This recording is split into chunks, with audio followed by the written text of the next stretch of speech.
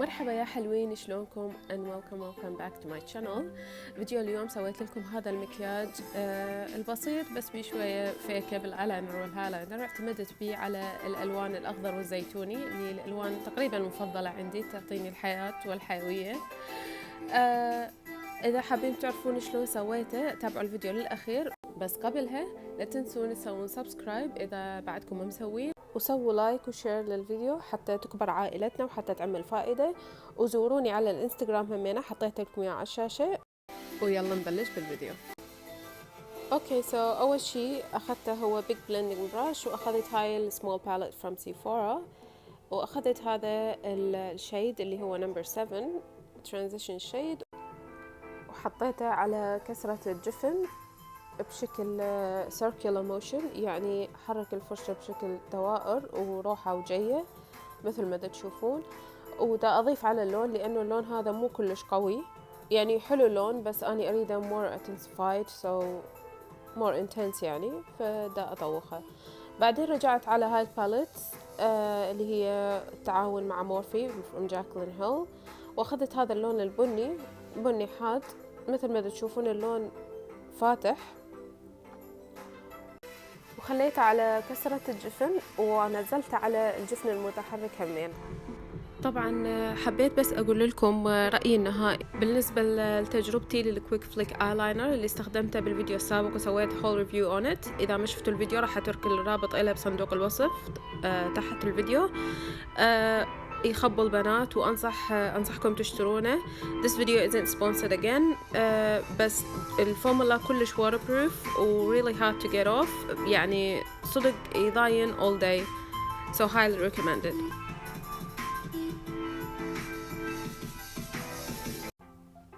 وبعدين رجعت على نفس العلبة، أخذت هذا اللون الزيتوني أو النفطي، أعتقد اللون اسمه لون نفطي، ما أعرف، صححوا لي هذا الشيء بالكومنت بوكس down below.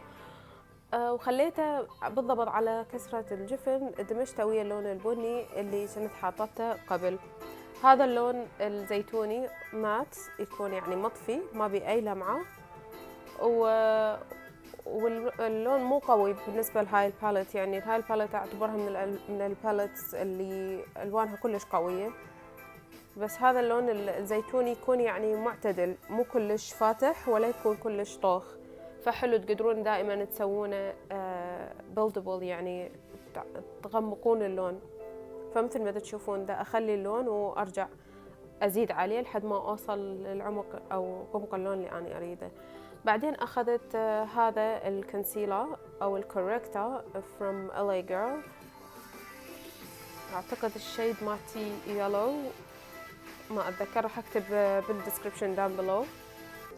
وخليته على مثل 3/4، اعتقد سموها 3/4 العين، يعني من الانر كورنرز لحد يعني the third part or third quarter of the eye. مديته بهالطريقة. طبعا هذا الكونسيلر أحبه كلش هواية، أستخدمه للكار كريس وهاي السوالف، لأنه الفرشة مالته already precise وحلوة، يعني ما تحتاجون تدمجونه بفرشة ثانية أو تعدلونه، الفرشة منه وبيه وفضت راحت، يعني ما يتعب هواي بالشغل. فدائما أستخدمه بالكات كريس، من أسوي كات كريس وهيك شيتس يعني. طبعا أحب أقول ألف ألف ألف شكرا على الكل اللي دزولي رسائل وسألوني على صحتي وشلون صرت. أحب أقول لكم أني بهواية أحسن، يعني صوتي بعد شوي بس أني أحسن من قبل. ثانك يو.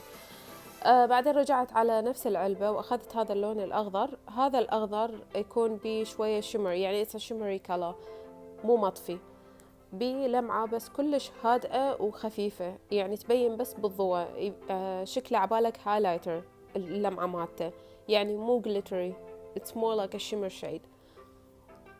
وخليته على كل الكونسيلر اللي حطيته،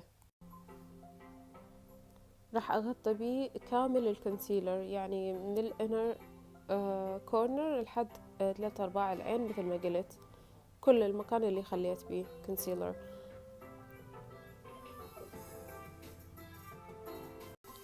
طبعا اللي يحبون اللون يكون أقوى ويعني تشوفون اللون فاتح وتحبون تقوونه تقدرون ترشون سيتنج سبراي على البرش وتحطونه، بس أنا حبيته مثل ما هو. بعدين رجعت على نفس الفرشة اللي حطيت بيها ترانزيشن شيد، بس موهت الحافات أو الخطوط أو الأطراف. بعدين رجعت على هاي الباليت، أخذت هذا اللون الأخضر اللي اسمه انيفي، لون أخضر طوخ ويكون مات مطفي هذا اللون.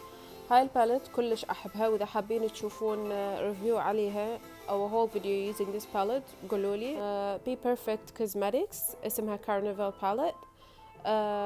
بيها collection of eyeshadows, shimmers, glows بالتعاون مع الميك اب ارتست ستيسي ماري.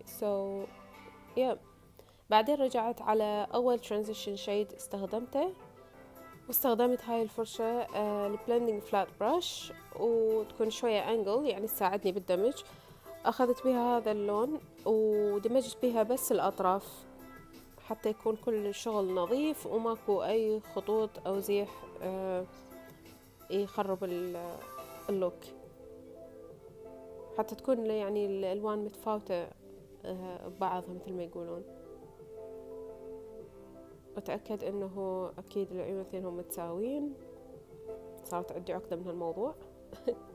بعدين رجعت على نفس البراون شيد اللي استخدمته من جاكلين هيل باليت، وغمقت بس الطرف الخارجي للعين، أو بمعنى أصح استخدمت هذا اللون البراون حتى أدمج أطراف الأخضر طوخ اللي خليته. يس much better. فبنفس يعني أنا دا أدمج الأطراف ودا أغمق الطرف همينة الخارجي للعين مثل ما تشوفون.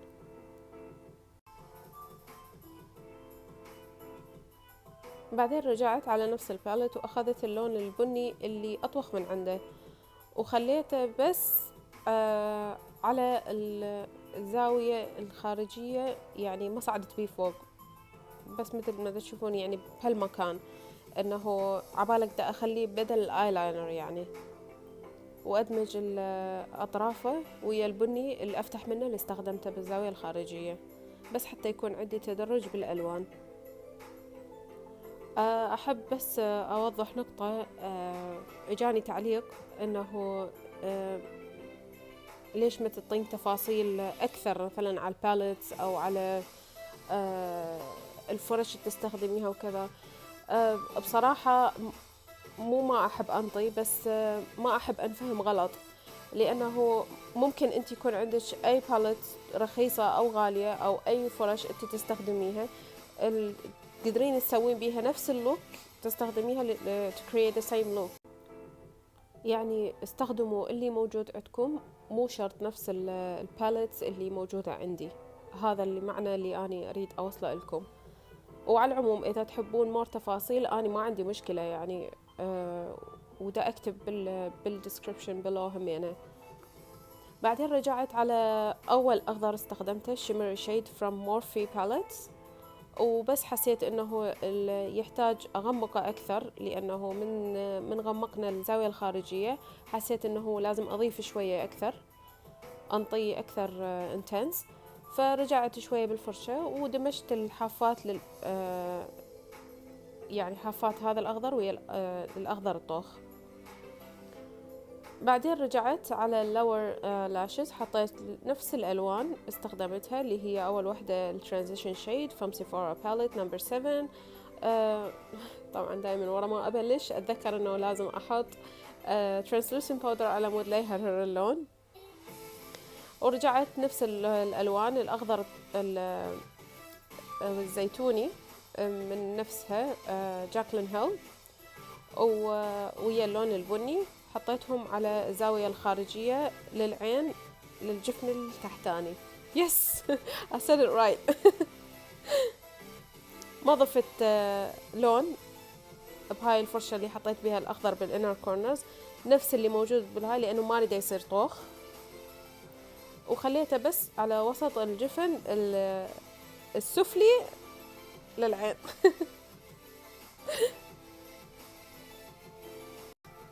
بعدين أخذت هذا الليكويد هايلايتر، طبعا any liquid any liquid highlighter أو highlighter سائل انتوا تفضلونه تقدرون تستخدمونه. هذا from the balm بالشيد مارلو. وأخذت هاي الفلات براش تكون هيجي يعني very intense. البراش هاي يعني تقدرون تستخدمون البراش تستخدموها للحواجب بس أكيد تكون نظيفة. ورسمت هيجي بس خطوط طلعتها من الانر كورنرز اللي حد 3/4 العين، وأيضا رسمت بيها الانر كورنرز. اوكي بعدين I dusted away هذا translucent powder وخرته، واخذت هاي ايلاينر براش حتى ارسم يعني اكمل الرسمة. يعني اني خليتها بديش الفرشة بس حتى احدد المكان للرسمة. بعدين رجعت بهاي الايلاينر براش تكون اكثر precise ورسمت الشكل اللي أنا أريده. طبعا تقدرون ترسمون أي شكل، أنا رسمت مثل شكل دمعة أو الورقة مال الأشجار، يعني هيجي almond shade. راح يكون مثل إنه الهايلايتر طالع من الانر كورنرز، ويعني ما أعرف شلون أشرح لكم إياها، طالع من الانر كورنرز ومسحوب لبرا العين. أعتقد هذا هو الشرح الصح. فدا أجي عليهم خط خط وأرسم هذا الشيء.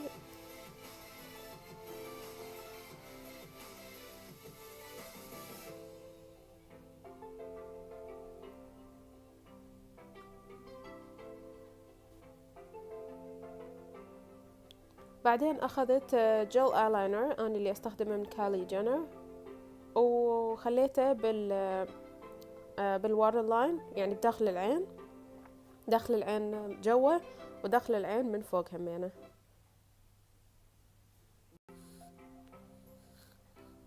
طبعا اللي ما تعجبه هاي الفيكة اللي سويتها ممكن يطلع او يعوف هاي الفيكة ويسوي المكياج مثل ما هو يعني. بعدين رجعت بهاي البنسل براش بس غمقت بالبني طوخ، غمقت الزاوية الخارجية ودمجت الايلاينر بالزاوية الخارجية على مود لا يصير عندي يعني ينزل لي جوا او يسيح، هي هاي الكلمة. بعدين رجعت بالبرونزر مالتي from لوريال، ورجعت على البلاش من تارت. أنا أوريدي كنت مخليه خفيف بس شوية غمقت اللون، وخليت أكيد هايلاينر خليته على كل المناطق اللي أحب أضيئها، يعني تشيك بون، خشمي شوية. بعدين رجعت بنود ليب لاينر، حددت شفايفي أو رسمتها أني نيود شيد انتو تحبونه طبعا. ورجعت أيضا بنود على وردي حمرة وحطيتها. طبعا ويا هذا اللوك تقدرون تستخدمون الحمر اللي انتو تفضلوها، تقدرون you can go really bold، يعني شي كلش قوي او غامق او فاتح باللي يعجبكم. اني افضل الالوان النود، احسها احلى او ترهم لي اكثر يعني. بعدين اكيد ماسكارا، طبعا اني نسيتها ورجعت عليها حطيت ماسكارا لللور لاشز، هي الماسكارا تلسكوبيك from لوريال my favorite all the time. وحطيت لاشز على الأعرى كورنر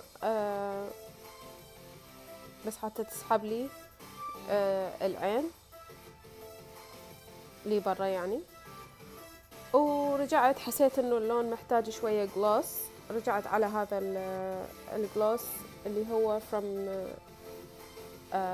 Essence I think أو Essential Beauty، وخليت بس على وسط شفتي. وبس بنات، هذا هو الفاينل لوك. اتمنى تكونوا حبيتوه. كتبوا لي بالكومنت داون بلو اذا تحبون هيك اسوي شغلات يعني كريزي، او اذا عندكم اني يعني other makeup look تحبون اطبقه، او شغلات معينة، افكار على فيديوهات قادمة. كتبوا لي بالكومنت داون بلو، ولا تنسون تسوون شير ولايك وسبسكرايب if you haven't already. Oh, see you guys in my next video. Stay safe.